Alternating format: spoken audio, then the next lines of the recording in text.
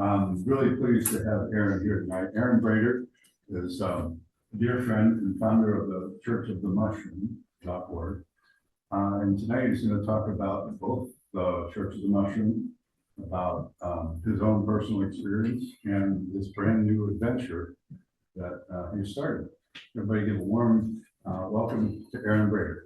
Thank you. It's nice to be here, everybody. This is Church of the Mushroom, and our purpose is to prove sincere religious use of entheogens for its members, which has traditionally been a challenge under federal law. So I'm going to start out talking about indoor cultivation of Psilocybe cubensis and the learning curve that I went through, learning how to cultivate Psilocybe cubensis inside, and some of the challenges that I ran into over the years. And then I'm going to talk about noted benefits of microdosing psilocybin when compared with macrodosing or larger doses. And I've seen a really big difference in my life as well as the lives of others when they change this up, especially later in the years of their lives. And then I'm going to talk about the path that led to the formation of Church of the Mushroom, which started out basically with Measure 109 in Oregon and looking at those laws in Oregon and considering seriously whether or not to become a manufacturer, the licensed manufacturer under Oregon Psilocybin Services, or a service center under Oregon Psilocybin Services. And I took 6 months writing a couple business plans, and I'll share my findings with you about that. And then we're going to discuss entheogens in religions throughout human history, going all the way back and all the way through all the major world's religions. We're just going to kind of scan across it because it's a lot of information and it's hard to commit some of it to memory. But there's some really interesting research that's been coming out about all of that with all of the major world's religions. And then I'm going to talk about the current focus for Church of the Mushrooms and ideas for our future. And there will be a lot of details in between. So in 2018, I started practicing indoor mycology and cultivation. And I started out by going to chat rooms like Shroomery, and I was just trying to learn how to cultivate mushrooms. I had a really steep learning curve because I wasn't initially learning from experts and reading books, which was my biggest downfall in the first couple of years. So I'd go on these chat rooms and just try to figure out through trial and error what to do and what the best way to do things was. And I started out with one room in my house where it was sealed up hermetically with plastic, and I had a humidifier running inside this room, keeping it at 98% humidity. And that's where my lab was too, in this humid environment. And I had all seedling trays that were open that I was putting the substrate in and trying to fruit these mushrooms in, and they could all cross-contaminate, which was my first huge mistake, as well as the humidity being in my living environment. So anyhow, I was able to get first fruiting in that room, even though I was doing lab work in that humid environment where mushrooms are growing. But after we got our first contamination, even though it was all HEPA filtered and everything, that contamination spread within 24 hours to the rest of our house, which was having humidity leak into it coming outside of that room. And there was literally black mold on the ceilings within 24 hours. And it was like getting down into the lower floor of the house and everything. And I had to spray it all down and bleach it and tear everything down and start from scratch.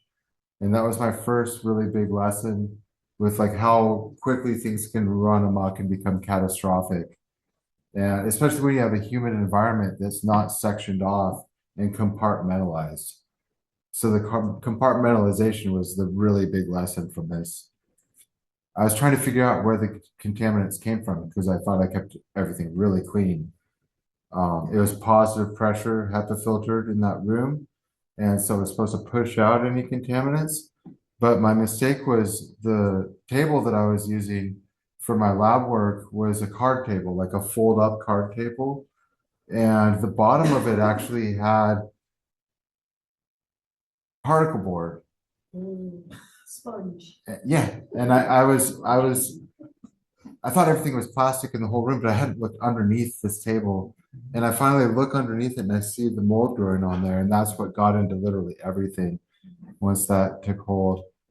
So after I sprayed everything down and had to tear everything down and rebuild it, I realized that monotubs were the way to go for fruiting because you have these separate containers with the filter patches on them. And if you have a contaminant in one of these tubs, you can keep it contained and get it outside of the whole fruiting chamber before opening it, ideally. And if that's the case, you can keep everything under control a lot better. So anyhow, this is how it started. And once I started using monotubs, things got a lot better. Shortly after this time, Oregon's Measure 109 passed in 2020. And that was really exciting for me because I've always been a psychedelic enthusiast. And I felt like, oh, wow, we have some public support here and it's right where I live. And so I was just really excited. And I really, really wanted to become part of like a licensed manufacturer or a licensed service center. And when the laws came out, I started researching and learning about the laws and learning about what we're dealing with. It was really exciting at first. And fortunately, I have a business degree from the University of Oregon, so I learned how to write business plans. And I started doing research and I read through all of the laws as they came out. And I learned that research and development is allowed for psilocybin manufacturing under OPS law. So I felt like I could be more public with my research and development for manufacturing. That really helped a lot. Otherwise, I wouldn't have been able to talk about it with other people and learn from other people. I would have been more afraid to go to the psychedelic conferences that I went to, where I was able to learn what other people are doing in the industry nationwide and even globally. And just knowing that I could do research and development, that was really my favorite part that I read about the law under the laws that came out in Oregon. So I went to my first psychedelic conference, and that was Horizons Northwest in Portland in 2023, December of 2023. And I went there talking about how I was a manufacturer seeking licensing, and I was working on research and development, trying to figure out how I could enter the industry. And I met some good people. I was very nervous. It was really difficult to talk to people, but then I found out that I was amongst like-minded people, and I got to learn so much. It was, 3 days of people talking and just learning all the most recent science coming out. And they talked about how Oregon was being watched by the rest of the world when we came out with 109. And it's just kind of like an experiment. And they're looking at us all and learning what they can from this process that we've been going through.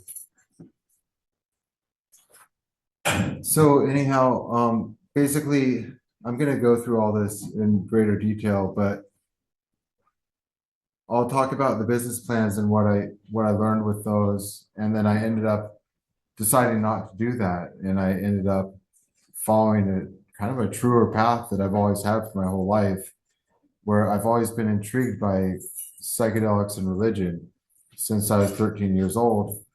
And I remember when the first Native American peyote ceremonies were being publicly spoken about, and when they were seeking religious exemption for the use of peyote through indigenous use. And I was very young when I learned about this in the 90s. And it was like immediately something that caught my attention. And my history, which I'll go into, made me interested in this. So after I decided to found the church, I sought expert legal counsel from a really good psychedelic attorney who's also on the Religious Use Advisory Committee for the country. He helped write Oregon's Measure 109. And we spoke for about 9 months.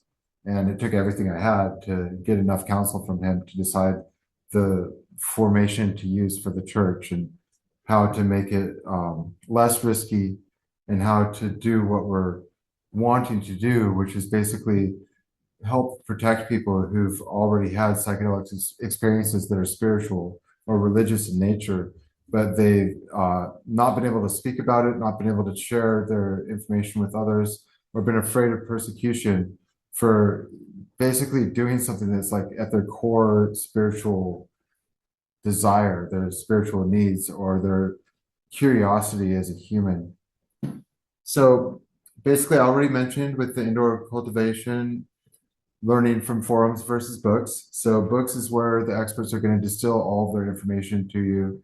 And a forum is where you're going to go on and find people doing experiments, and they may not get back to you and let you know what the results are. So you're basically trying ideas and often failing.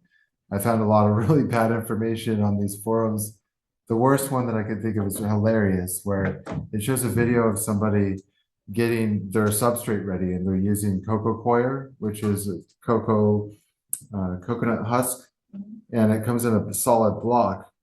And this guy's chiseling it away with a chisel to like grind it up into the substrate before hydrating it, which is like hours of work when you could literally just put a hose on it and make it swell up and then just mix it.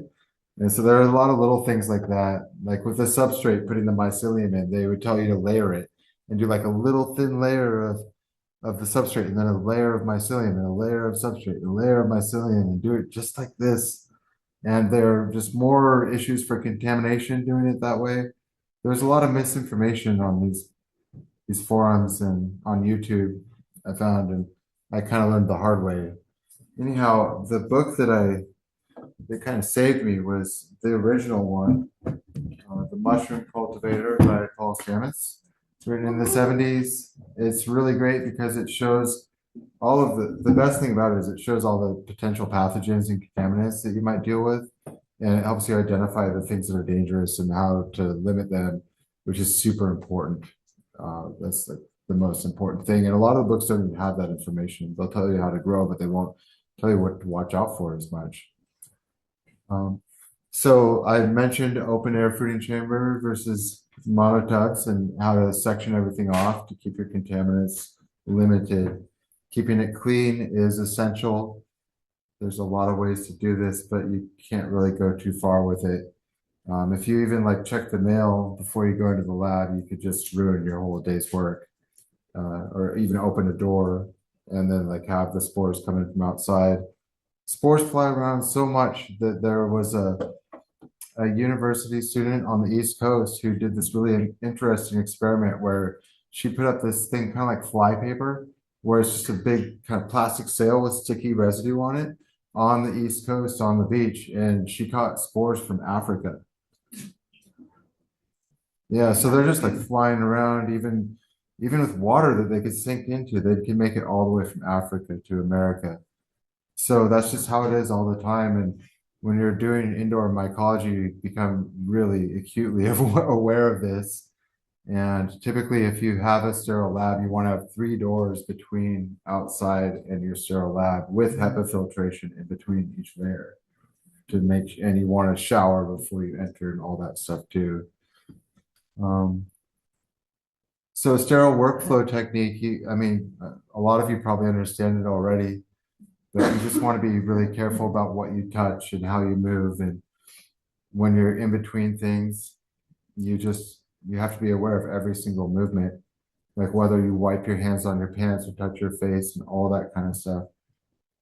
A drop of sweat into it could cause a bacterial infection, especially if you haven't showered right before. So starting from spore is kind of a beautiful thing and kind of a difficult thing in 2 different ways. Starting from spore can be messy and there can be a lot of contamination that you have to section off, but then also it's going to be more vigorous than using liquid culture because spores are how new strains get their vigor. That's how the new genetics are made. If if you have just liquid culture, which is a nutrient broth with the mycelium growing in it, or a spore syringe that's like a solution, you are more likely to have contamination in it without being able to tell if that's what you're starting from than if you start with a petri dish. Because with a petri dish, it's a two-dimensional surface. And so you can actually see if you've got mold growing on the petri versus whether it's in like a syringe or in a jar where you can't tell. So it's nice to start from petri if you have the choice. And then you know you can make liquid culture from that and you can just see whether or not it's clean. And when to throw it away. If it smells funky, throw it away. If you see any green or any other weird colors, you have to throw it away. Ideally, you don't even want to open it and you want to get it out of there completely sectioned off from everything. If you have mushrooms growing in there, if there's something else growing in there with it, throw it away. If somebody has a mold allergy or something, you could literally kill them by having microcontaminant with the mushrooms. So it's super important to keep your product really clean and to make sure everybody's safe. I already covered all this. So with the mushroom cultivator, it's really great. And there's only a few things that aren't covered, monotubs being one of them. But basically you get all the other information that you would need to cultivate just from this book. So these are liquid culture jars on magnetic stirrers. Yeah, these are half-gallon jars, which is really cool that you can do a whole half gallon on one of these little magnetic stirrers. And basically all it is it's honey solution with distilled water that's pressure cooked and sterilized, and you just drop some of petri with mycelium in there and let it colonize while it's stirring for a couple weeks, maybe 3 weeks, and it's full of mycelium when you're done. And then you keep it in a refrigerator for up to a year, and you can extract that out of the jar and inoculate your grain spawn with it. And just have to make sure it's really clean. It's ideal to test it on Petri first to make sure that it's not contaminated before you start inoculating grain and wasting your time if there was something that happened while you're making it. And this right here is the laminar flow hood, which is a really big HEPA filter that is running all the time. It's a good trick to never turn it off, because if you ever turn it off, it's possible for spores to settle on the front of it. And then when you turn it on again, it could actually affect your work. So it's good to basically never turn it off. And then these are bags of grain spawn in mushroom bags with mycelium growing in them. And it's sterilized grain. I use wild bird seed. And they've been injected with the liquid culture, and then it becomes white once it's fully colonized. You break it up halfway through to make sure that it's fully So does it have a colonized. lot of millet in it? Yeah, this is mostly millet. You can use all sorts of grains. Pretty much all of them work. I like wild birdseed because the small size of the millet makes more points for the mycelium to distribute throughout the substrate. And then this is Amazonian strain here. It's in a monotub. You can see the filter patch right there. And you paint the bottom of it black to make sure that the fruiting bodies don't try to fruit against the monotub, because the light will make them pin, and you don't want them pinning on the bottom or the sides. I'll think of a substrate did you put in that tub? Typically it's between 3 and 5 inches deep.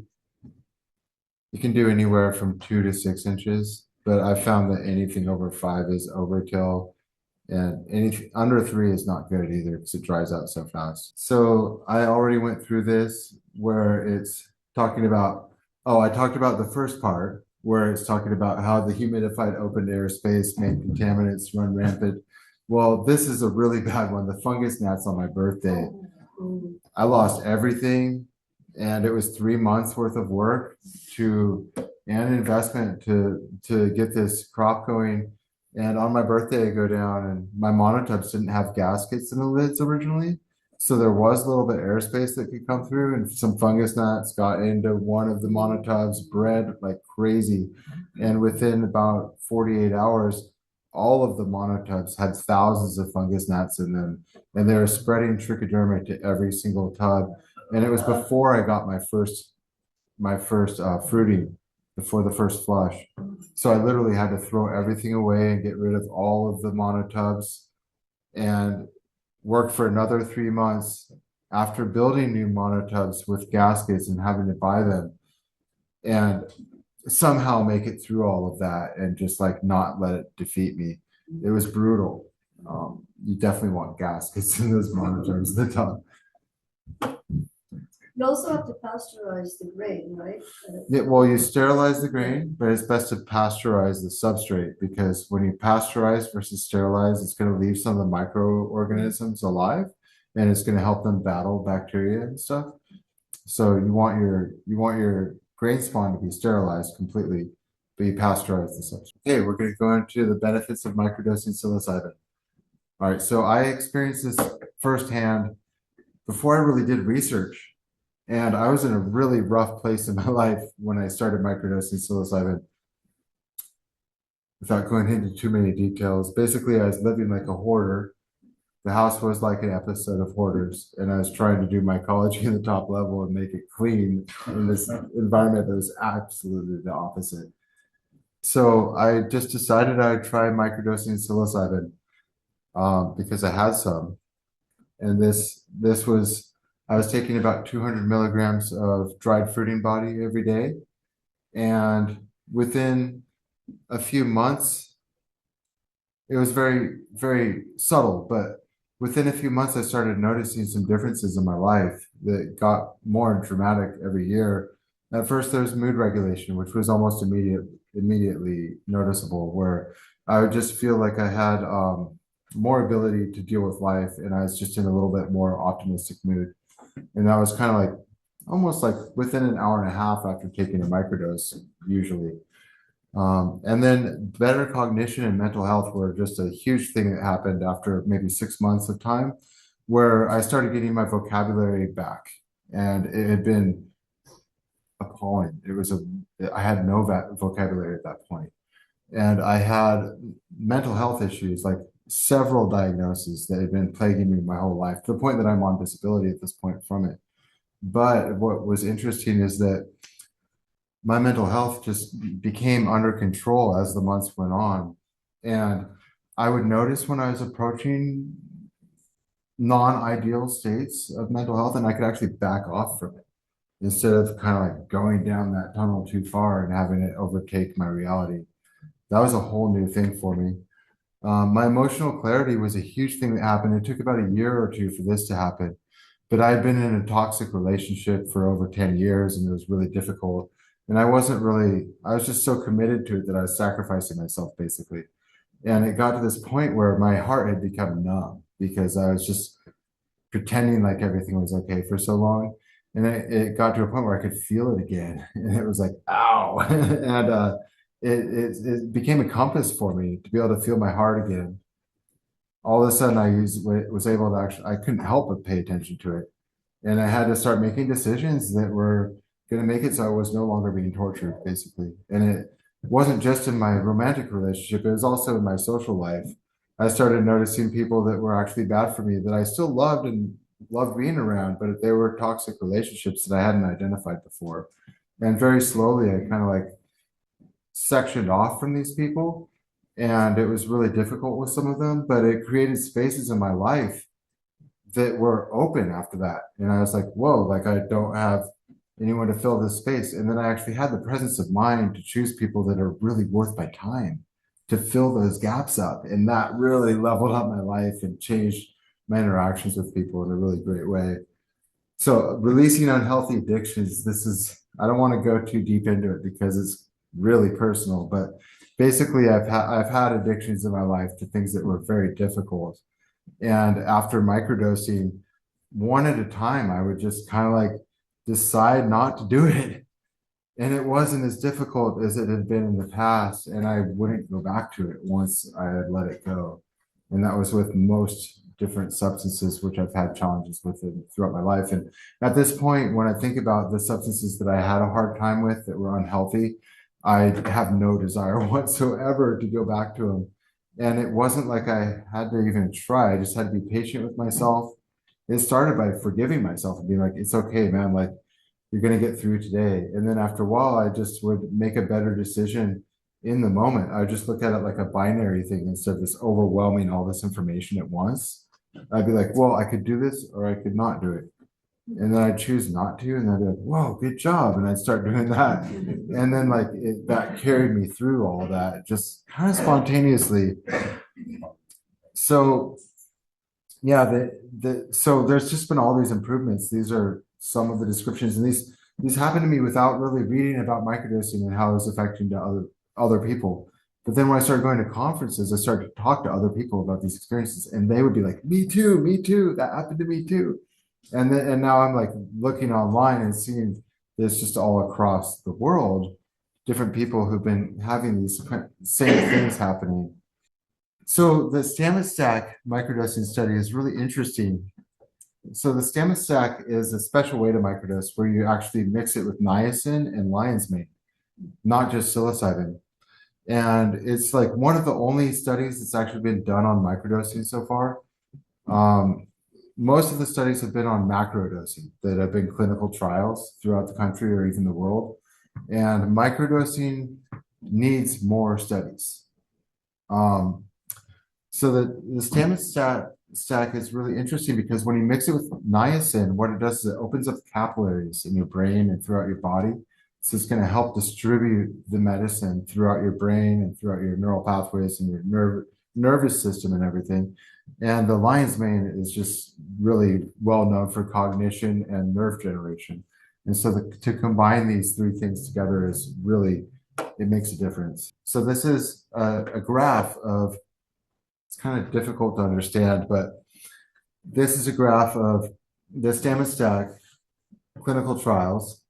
So if you look at the black line that's going down, what they're having people do is tap, like as many taps as they can in a short amount of time, and they're testing them over weeks and months.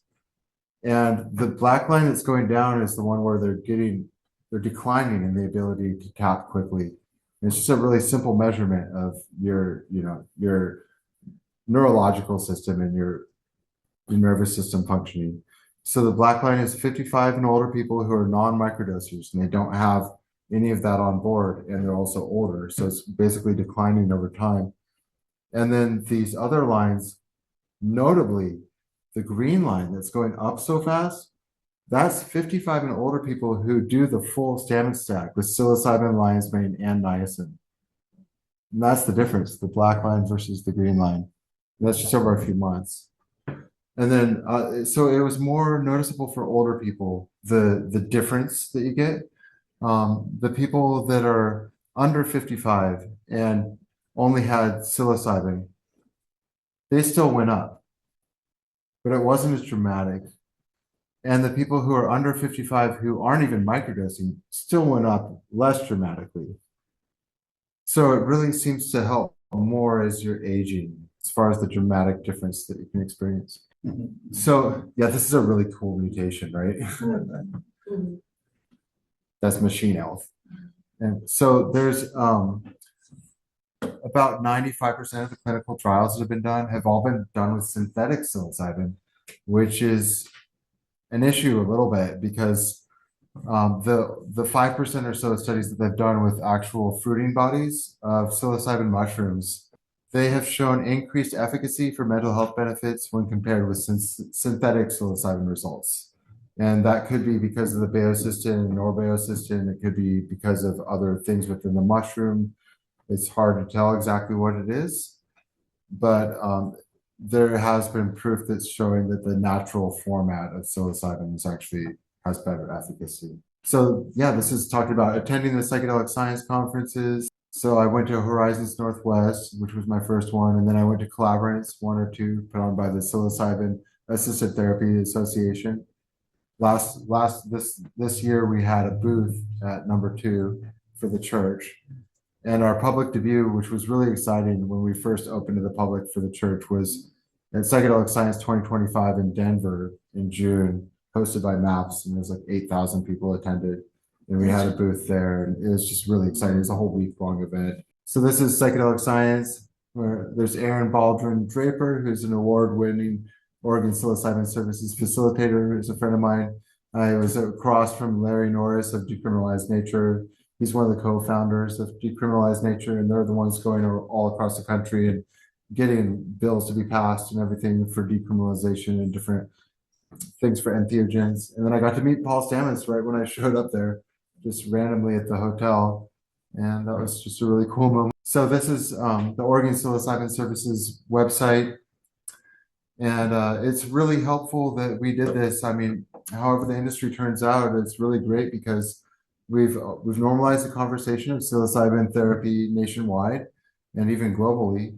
And people around the world are benefiting from the aggregate information that's been provided from the psilocybin therapy that's being done in the state.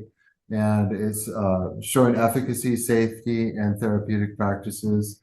The emergencies have been very rare, which shows how safe it can really be. And the biggest hurdle has been financial. Even though Measure 109 was aimed to have equitable access for all people who need the therapy, is typically over $1,000 for one journey. And that's completely justified by all the legal hurdles that they have to go to and the amount of time that's required and the amount of testing that needs to be done for the medicine. And it's not like they're ripping people off. They're keeping it as low as they can to be able to provide it in a legal container. So it's a very difficult situation for these people who've gotten into it. So there's 5 Oregon Psilocybin Services licensing types, including manufacturers, service centers, facilitators, facilitator training programs, and testing laboratories. Those are the 5 licenses you can get. And so this was the first business plan that I did. It was about 45 pages long, took several months. And basically, it looked really good at first. And I was really excited about doing manufacturing. I'm doing all this research. And when I get to the end of it, I realized, oh, wow, like one manufacturer can supply the whole state with their demand. And so there were already 9 or so that were licensed at that point. So I was just like, geez, can't do it, because there's only like 2 of them that are even surviving as far as I know at this point. Really tough. So I thought about doing a service center. And at this point, we had an interested investor offering to bankroll it. And I worked on the business plan and it was looking really good too. And I was really excited and I got really far through it. But then once again, I get to the end and I'm trying to understand how much demand there is and how many of these people are actually having guided journeys through service centers. And it took a long time to find some information on that. And thankfully I did before we accepted the investor's contribution and decided to pull the trigger on it.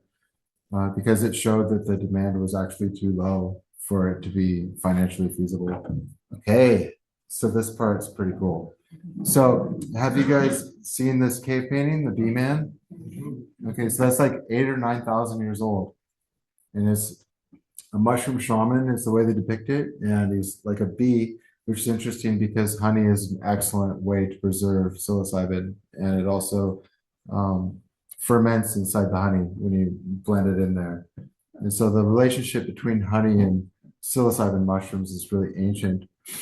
This is going to be really interesting. Some of these images, I don't know if you've seen them or not, but these are very old paintings from Christianity where it shows possibly psilocybin mushrooms under Christ there. And then this is the fruit of the Garden of Eden.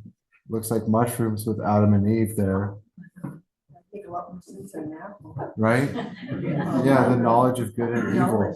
Yeah. When I've done deeper dives with psilocybin, oftentimes if I have something kind of wrong with my karma or something I've been feeling guilty about that I haven't been able to admit, it will be the first thing to come up.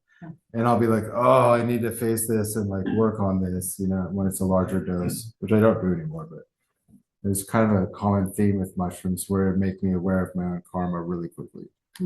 This is so interesting. So this was interesting because this person who apparently is the person who discovered Golden Teacher, that strain, the spores, he contacted me on Instagram when he saw the church and he's sharing all this information with me where these are spores of one of his strains and that's a spore print. And then he's showing all this ancient iconography showing the same formation as the spores from the cubensis on all of this Christian art that's really, really ancient.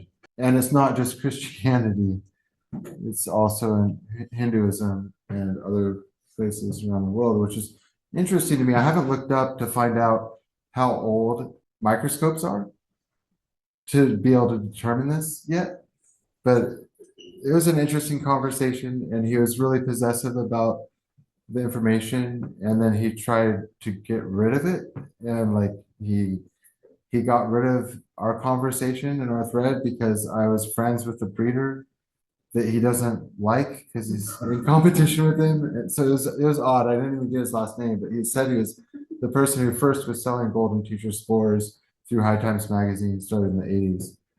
It was a cool conversation. So this is some other stuff he showed.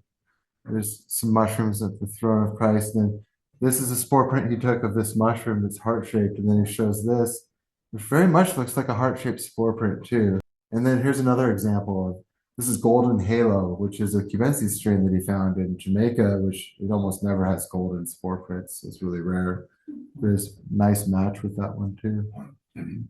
This is the history of psychedelics being used in religions in human civilization. It's very difficult to be precise about it, but there are references through all the major religions to entheogenic use. It's just difficult to tell which entheogens it was usually.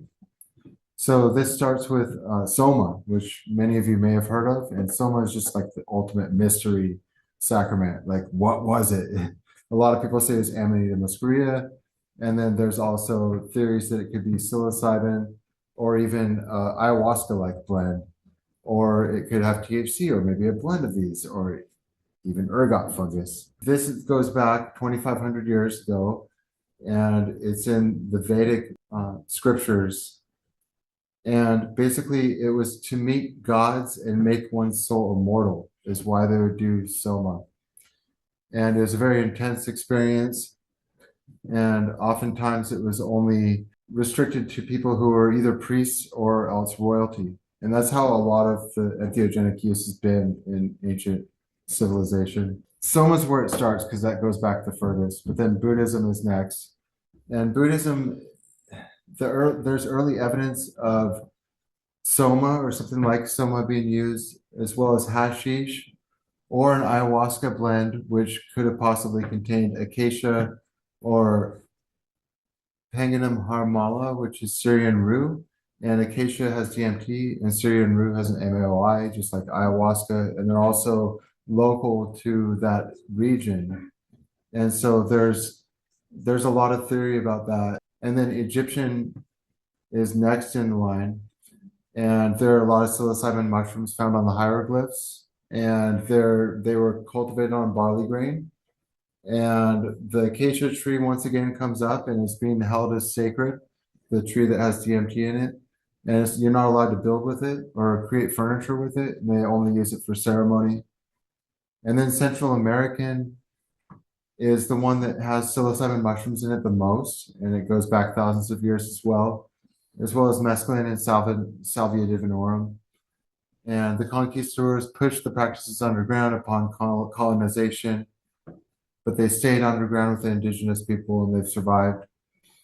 And Maria Sabina introduced the Western mycologist Gordon Wasson to psilocybin mushrooms in 1955. And they did a Time Life article that basically kind of brought it back to Western civilization and helped people in America become aware of psilocybin. And then the Greek and Hermetic philosophers, like when Plato was around and all that, it's unclear what they were using as well, but it likely contained DMT and MAOI, psilocybin mushrooms, or even ergot.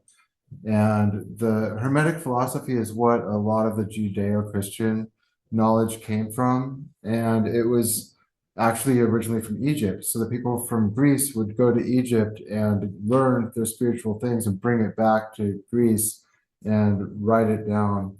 And a lot of the original philosophies from Judeo-Christian spirituality come from Hermetic teachings that came from Egypt.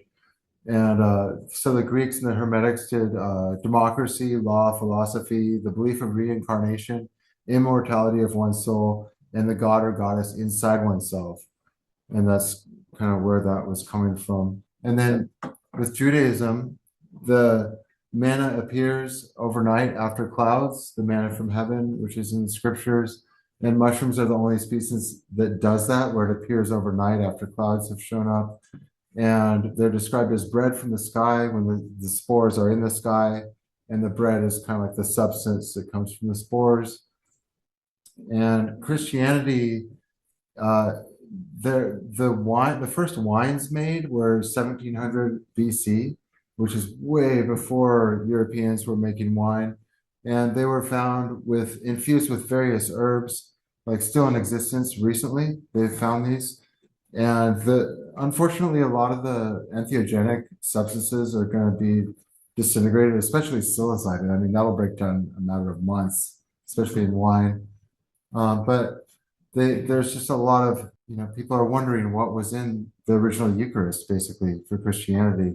Like, was it just grape juice and bread, or did it have psilocybin? What did it have in it? And so basically, there's evidence that Jesus spent time in India learning from mystics before he was 30 years old. And they found this evidence fairly recently, I believe around the 1950s, where somebody was in a monastery in India because he broke his arm, and they were taking care of him. And they had actual like documentation of Jesus being there and learning from them and learning from the mystics before he was 30 years old. And he also grew up around Galilee, which is modern day Israel, where this wine was being made. And there's evidence that he basically toured around and learned about enlightenment, basically, and used entheogens and took that knowledge back home when he started preaching when he was around 30. So the early accounts of Gnostic Gospels depict Jesus as a person who is basically working to teach enlightenment, not to save humankind from sin through sacrifice. So the story changed as time went on. And that was basically when the Romans became involved, and they changed it from kind of finding the God within you to creating a separation and a duality where you're worshiping something outside of yourself, and you kind of like lose your own center in that. Anytime that you get obsessed with anything on the outside that you think you need, you're not going to feel as whole. And the original Gnostic teachings were more like the God is within you and outside of you, and you like honor everything that's outside of you, but don't lose your center, and like remember the sacredness is within you. So interestingly, I just learned a lot of this. The Gospel of Mary, there was only 3 copies found, and they're in Coptic and Greek, and Coptic is Egyptian. They're the Gnostic people from Egypt. And the Gospel of Mary, it talks about how she was the first apostle, and she was Jesus's favorite apostle in these.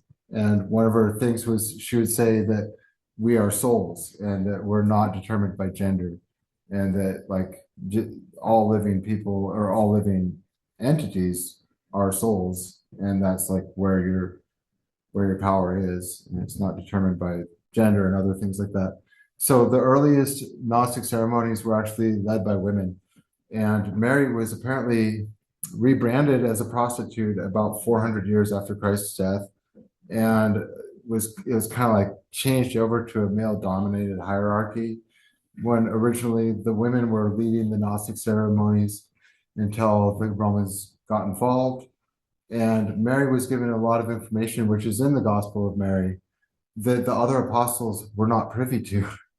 And Mary and Jesus apparently were very close and like more connected than he was with the other apostles too. So in 200 years after Christ died, Christianity dropped reincarnation, karma, which were part of Christianity in the beginning, and then integration of polarities, like kind of like the knowledge of good and evil, and like kind of accepting all parts of your psyche, and unity, which would be like unity with everything versus separateness. And seeing the duality of things. It's kind of like incorporating and integrating versus separating and dividing and conquering. So it's really interesting because these values are in basically all religions, and from what it looks like, the Romans basically kind of worked it out of there to make it more of a power structure when it became the Roman Catholic. So there in Islam, it talks about truffles being part of the manna Allah sent upon Moses, and the juice is the cure for the eye. So even Islam mentions the manna from heaven, and it talks about it being a truffle that's part of the same species. And the cure for the eye can be interpreted however you want, but the juice of a truffle, cure for the eye, it could be the eye of your soul, or it could be the eye of whatever, however you want to see it. So in 2014, psychedelic mushrooms are not forbidden by Islam, even though they're against alcohol and other things. Okay, so this is some personal history. When I was first speaking, I was trying to ask my mom something, and she couldn't figure out what it was. I was just learning how to talk, and she figured I was asking her how to pray. And ever since I was super young, I've been searching for divinity instinctually and instinctively. And one of my earliest memories is trying to figure out what I was before I was born. And for a minute, I had this picture of just being nothing, and it was incomprehensible. And I was like, what? Like, and I try to keep referencing it and thinking of it again. I could never access it again, but I do kind of remember it. It was quite a paradox to experience it for a moment. And so I've always just wondered, what are we before we're born? What are we after we die? And all that really unanswerable stuff. And so I went to several churches as a child and didn't really find what I was seeking, although they're all interesting. None of them quite hit my center. Like they weren't what I was actually seeking instinctively. So when I was 13 years old, I was a DARE student, drug abuse, resistant education, DARE. And they taught us about all the illegal substances when I was in middle school here in Eugene.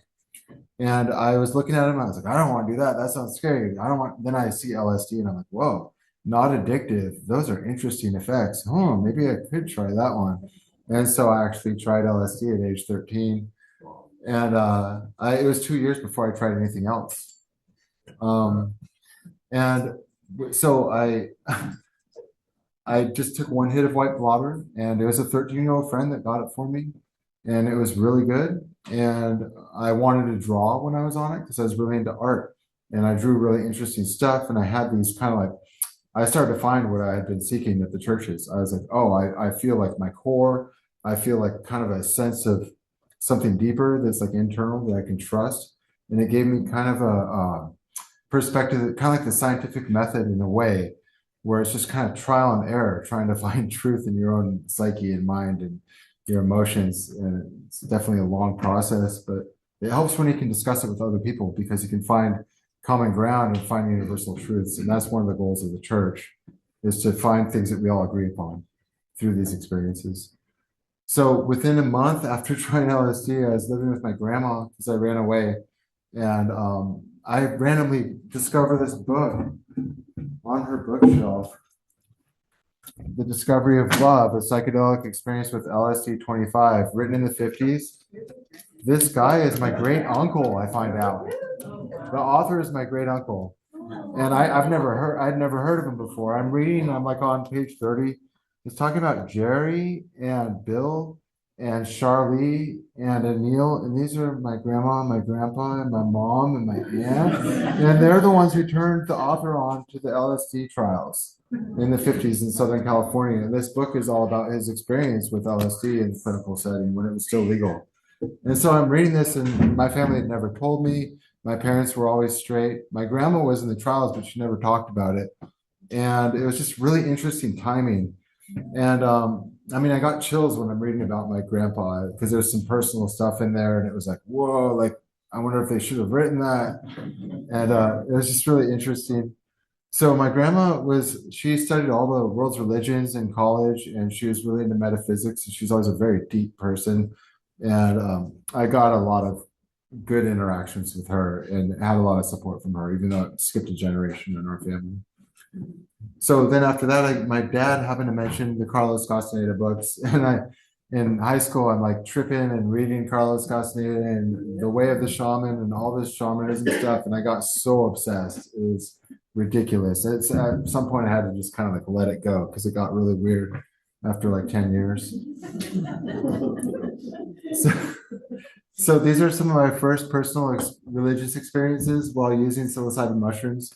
On my 16th birthday, we picked Liberty Caps on the Olympic Peninsula, and we made some tea, and I it was cool that it was on my birthday, and I drink this tea. I'm at a friend's house who had parents who were supportive, so we were safe, and I just have my eyes closed, and the trip is like it's all magenta for like an hour, and it's just warm and cozy and magenta, and I'm just like not really understanding, but I feel really nice.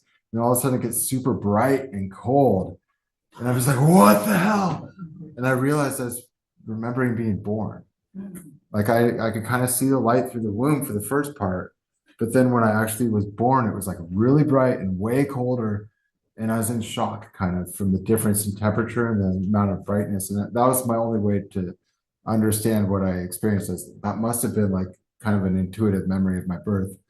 And then that just a month or two later, my younger brother, he happened to pick cyaneses up in Port Townsend, and he ate a whole bunch, and he was trying to go to sleep and he couldn't quite get to sleep. He was in between sleep and wakefulness.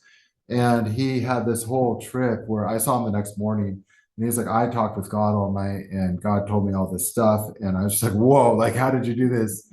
Because this is what I've been seeking, and he had all these really interesting answers to these really difficult questions that I just had no idea how he got these answers. One of them that I remember is like people who had a really difficult upbringing tend to be closer to God. Like that was one of the things that he kind of got explained and he tried to explain to me. There's a lot of really interesting information that was not stuff you'd normally say.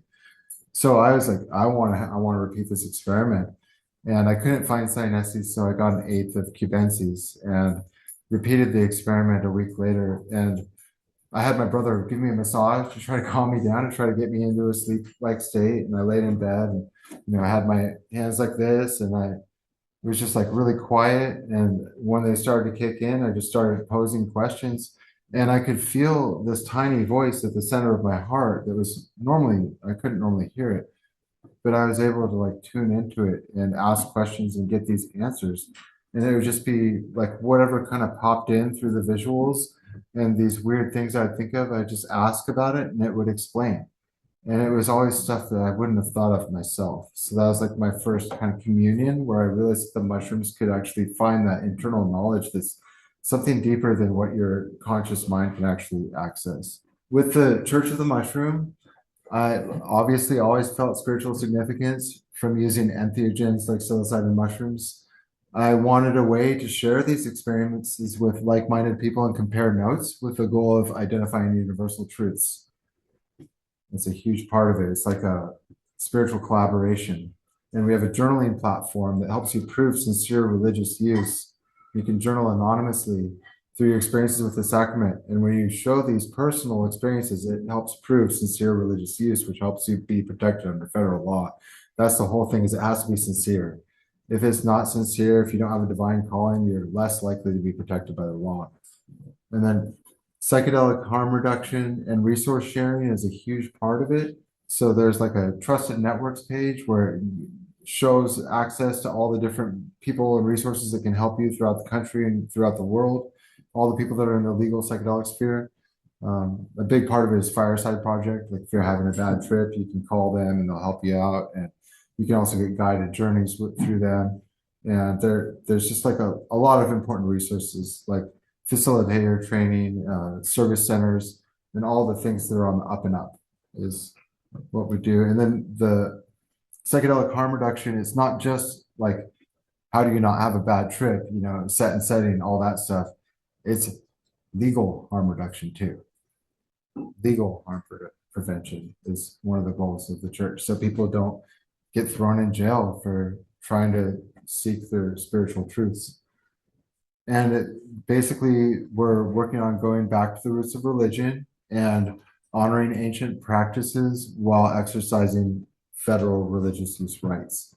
So the federal laws supporting freedom of religion are the First Amendment of the US Constitution and the Religious Freedom Act of 1993. So the First Amendment is basically freedom of religion. And then the Religious Freedom Act that came out in 1993 talks about not creating an undue burden on people to practice their sincere religious beliefs. So founding the church was really easy. It's not hard to form a church, but learning the legal complexities that psychedelic churches navigate in the US has been so challenging, and it still is. We're doing our best not to make any mistakes, but we are human, and if mistakes get made, we will always do our best to correct them, and hopefully correct them before they're even obvious. It's very difficult. It's not an easy path that we're on. So the whole goal is through journaling and also through our core tenets of faith to prove sincere religious use. That's the only way we can protect ourselves. We can't be seen as traffickers. We need to be seen as, sincere. And the journaling is a huge part of it. Most churches don't offer that, and most psychedelic churches don't offer that. And that's free for free members. They can do the journaling, and you can print it up on letterhead at any time if you ever need to prove your story and show that you're sincere. And then also the core tenets of faith was really challenging because when you're into psychedelics, you kind of don't want to have dogma. You want to be like free for everybody and all inclusive. But to be seen as a genuine religion in the eyes of the federal courts, you have to have dogma, and you have to have a belief system, and you have to have rituals, and you have to have things that show that you have like a structured religion. So the legal landscape for creating a psychedelic church with Church of the Mushroom, like I said, was complicated. We did some things differently than most psychedelic churches in the country. First, there's a safer container because there's no physical location and the church doesn't distribute the sacraments to its members. Most psychedelic churches have a physical location where its members hold ceremony with the sacraments. We realized it can limit legal risk for the church and its members to provide the religious structure separately from the sacramental ceremony. We have that unique model, and due to its online presence, Church of the Mushroom is open to anyone in the world who is 21 years or older, although it is designed under US federal law, so it's catered towards US citizens. We aim to provide sincere religious use for our members who choose to exercise their religious rights based on the First Amendment of the Constitution and the Religious Freedom Restoration Act of 1993.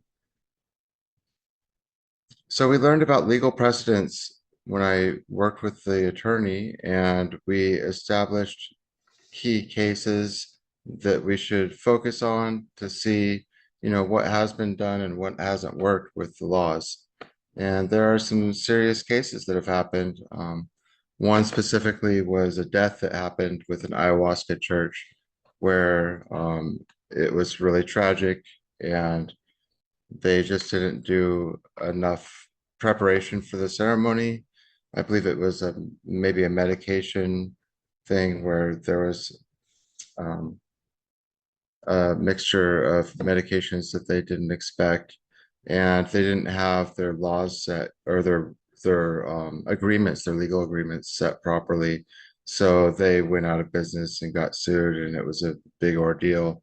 So there are serious risks to doing this, especially when you're serving the sacrament to your members.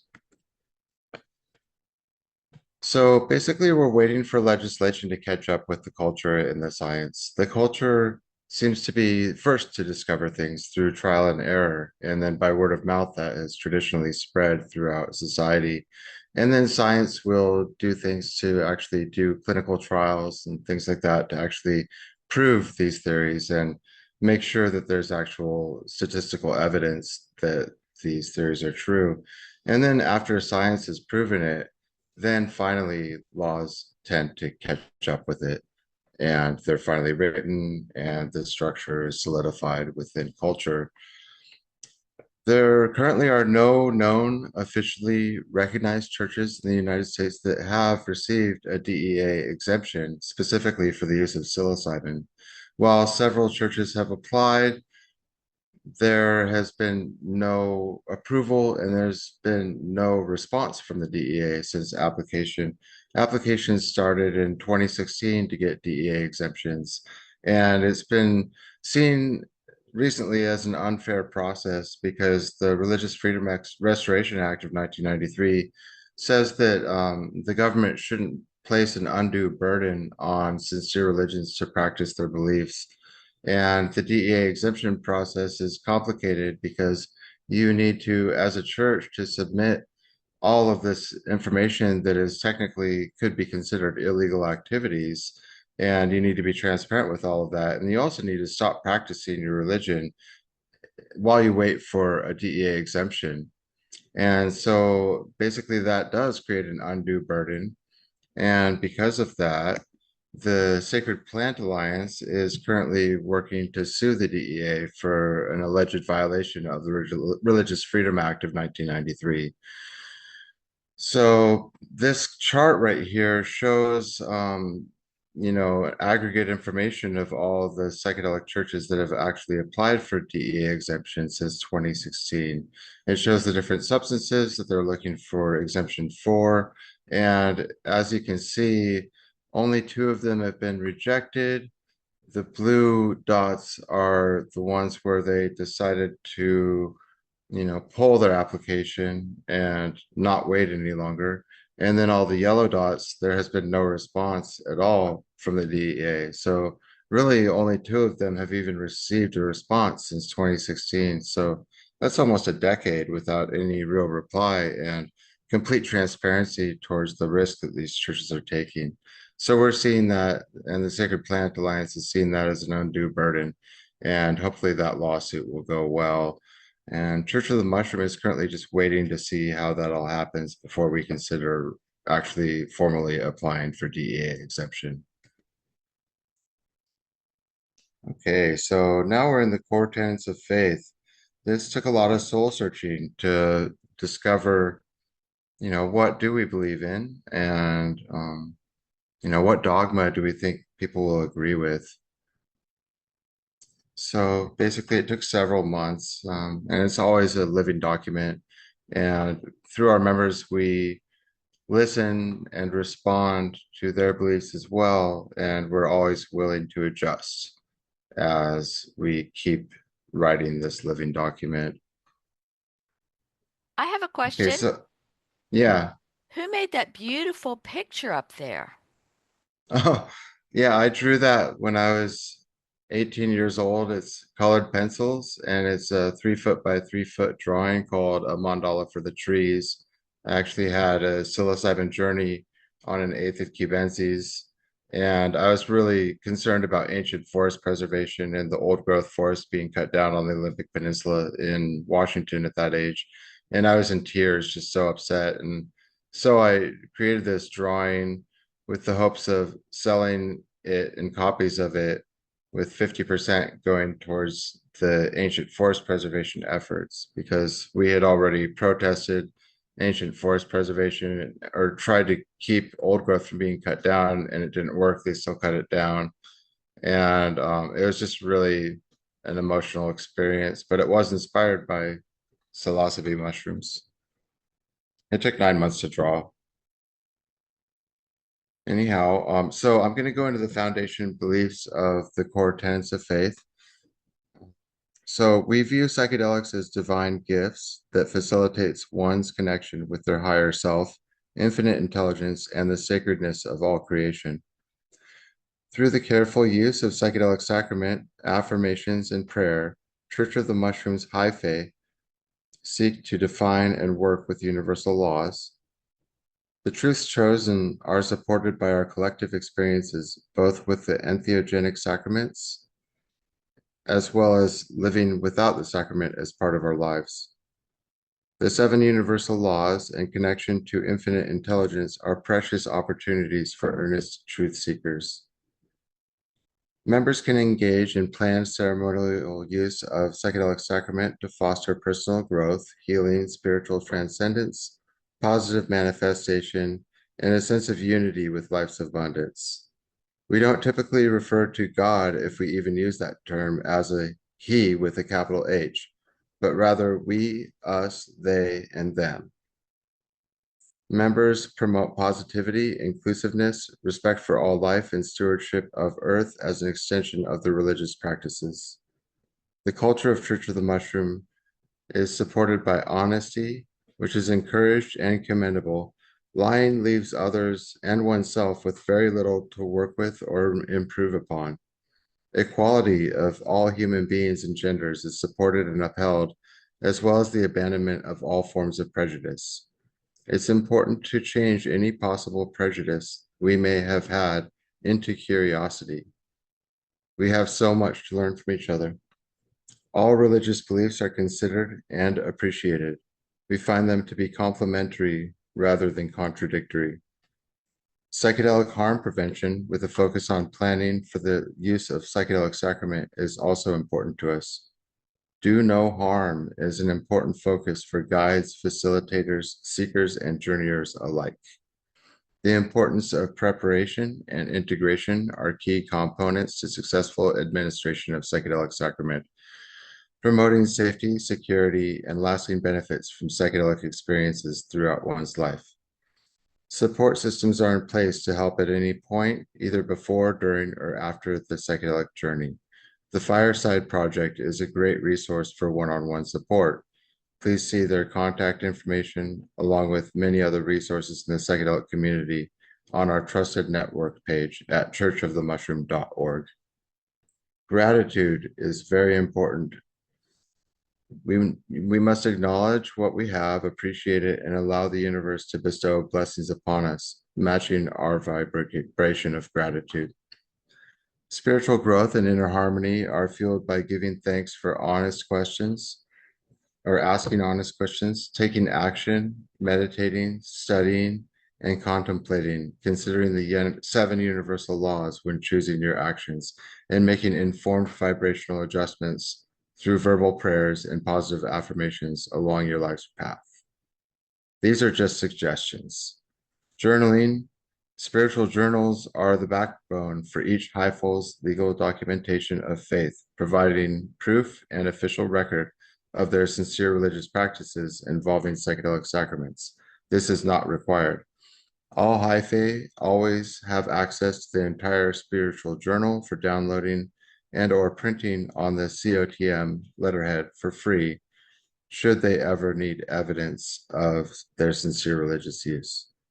Affirmations and prayers are powerful tools which, when used consistently and appropriately, help one gain mental and emotional harmony and universal assistance in improving one's life experience, as well as the experiences of others.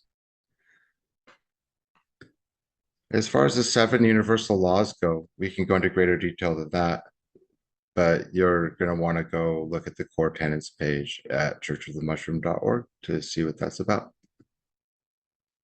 Opening to the public. So our public debut, as I mentioned before, was in Denver in June of 2025 at MAPS Psychedelic Science Conference.